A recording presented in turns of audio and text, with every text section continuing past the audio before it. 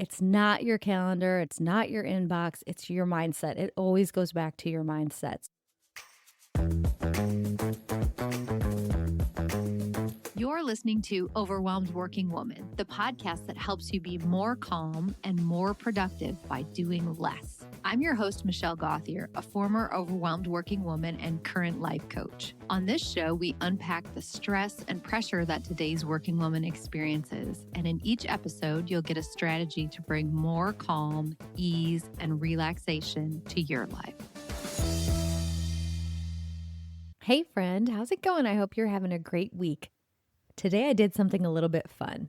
I asked AI to listen to all of my podcasts. They're this is 175, so there are lots of them now. And I said, listen to all my podcast episodes and summarize the overall themes of what I teach or things that I say a lot. And there were a bunch of takeaways, but the number one theme that came back was mindset. Specifically, it said the power of managing your thoughts to reduce overwhelm and improve productivity. If you've been a podcast listener for a while, you're probably shaking your head now and thinking, yep, that sounds about right. That makes it into almost every episode. And it's really at the core of what I teach my clients and how I teach them to change their lives and stop feeling overwhelmed. So that made a lot of sense to me. And I decided for this podcast this week to turn it into something a little bit fun and to create a quiz for you that we're going to do on this podcast episode. Even if you're a first-time listener, stick with me because you'll be able to totally follow along and you might learn something about your own brain and about mindfulness that you didn't know before too. If you have been a listener for a while or did coaching with me, you're probably going to nail this pop quiz that we're having today. So here's what I'm going to do. I'm going to ask you a few quick questions, give you a second to think about your answer, and then, of course, I'll give you the answer. It's going to be a short episode. It's just 5 questions. It's going to be fun, and then it's going to be a great reminder, or if you haven't heard this before, if you haven't learned much about mindfulness before, a great starter to get you started on the path of how much mindfulness can change your life. Also, one other funny thing, when I first asked it, what do I say all the time on the podcast? The 2 things I say the most are, hi, friend, which I think I say at the beginning of every episode. And then, if you enjoyed today's podcast, please leave me a review. So apparently those are 2 things that I say the most often. So I guess you're probably used to hearing me say that too, but it's true. If you enjoy this episode or any episode of the podcast, it would be amazing if you would leave a review because we just got bumped up. It's been in the top 2%, the podcast, for about a year. It just got bumped up to top 1.5%. So it is really working. You guys are all listening, sharing this with your friends, leaving ratings and reviews, and our percentile. So that is top 1.5% of podcasts of 3.6 million podcasts in the whole world. So thank you very much to everyone who has listened and written a review, even though I've said it 700 times. Thank you for those who actually did it. I appreciate it so much. Okay, let's get into our fun quiz. So question number 1 is, what creates your feelings? So for example, if you're feeling overwhelmed or stressed or joyful, what created that feeling?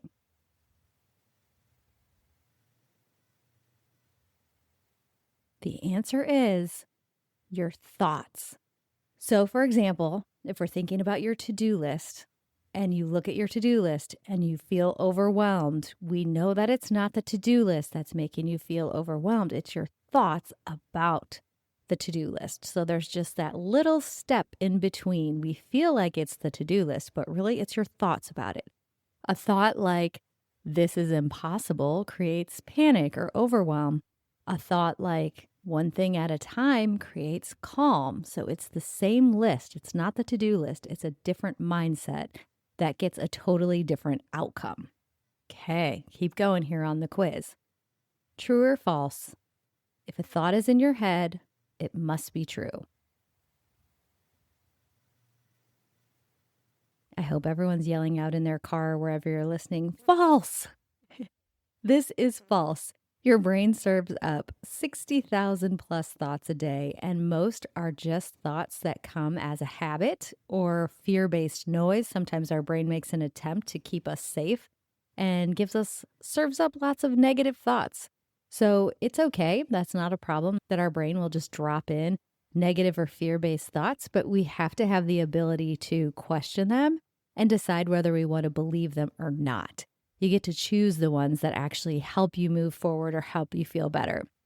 We think that our brain is a truth-telling machine, but it's really a habit machine. It just gets into the habit that every time, for example, your boss calls you, if you have a horrible boss and you see their phone number on your phone, that your brain drops in the thought of run away, or this is dangerous, or don't answer, or oh crap, what are we going to do now? And that just becomes a habit. Okay, question number 3 is, what is always in your control?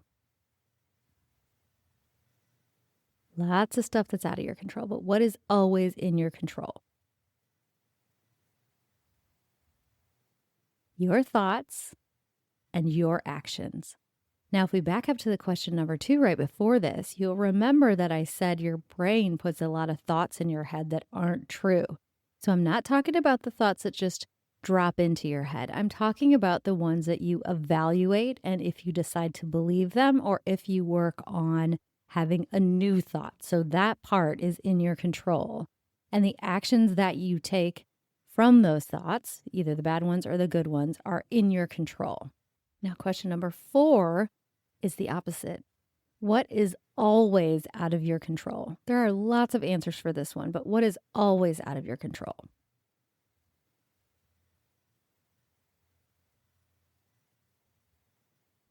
The shortest answer for this is everyone and everything else.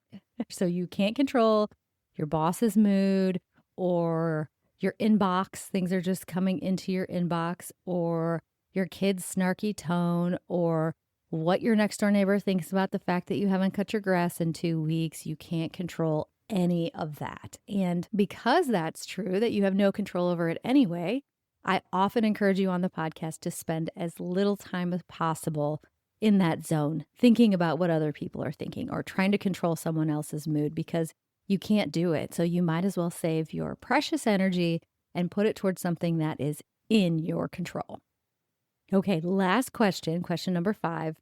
Let's just say you sit down at your desk in the morning and the first thought that pops into your head is, I'm not doing enough, or I'll never figure this out, or I'll never catch up to anybody else. What should you do once you notice you've had a thought like that?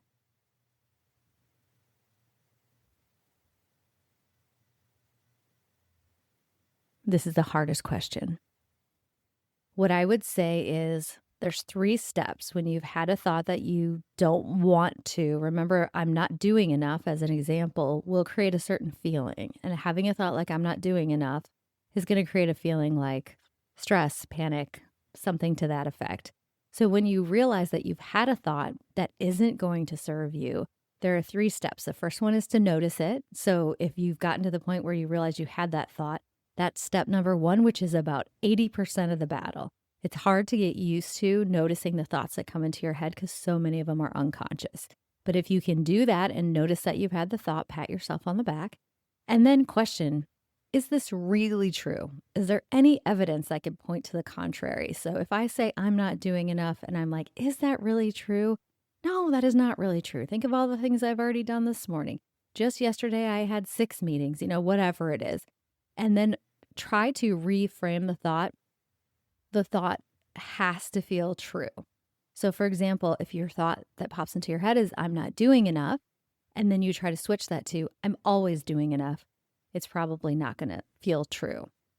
Maybe a replacement thought for that would be, I'm giving it my best effort for today, or I know what I need to work on next, or I'm going to prioritize my top 3 tasks, or I don't have to do everything all at once, or I'm doing enough things for today. There are a million different thoughts. You have to just figure out which one feels better to you than the original thought, and then write that down on the top of your to-do list.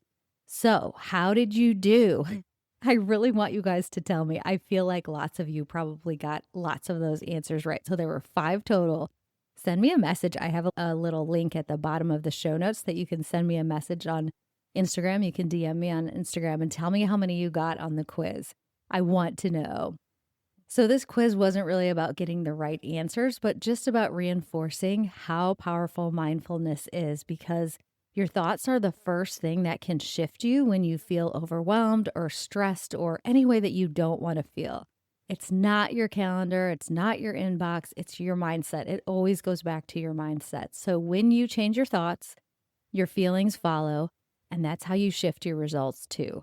If you think about the kind of work that you will do during a day when you feel completely overwhelmed and stressed versus the kind of work that you do when you feel confident and calm, you get completely different results. If this episode helped you catch even one sneaky little thought, send it to a friend who spirals with you. And if you want more help managing your mind, you know where to find me. Tune in twice a week on this podcast, or if you're interested in doing one-on-one coaching with me, there's always a link in the show notes to set up a free consultation to do that. Ooh, also, don't forget, I am doing a fall declutter reset. It's going to be lots of fun. It's going to be 5 days of podcasts. We're going to look at all different areas that you want to declutter.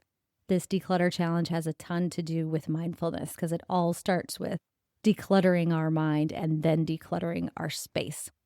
Thank you so much for tuning in and have a great week. Thank you for listening to the Overwhelmed Working Woman podcast. If you want to learn more about my work, head over to my website at michellegothier.com. See you next week.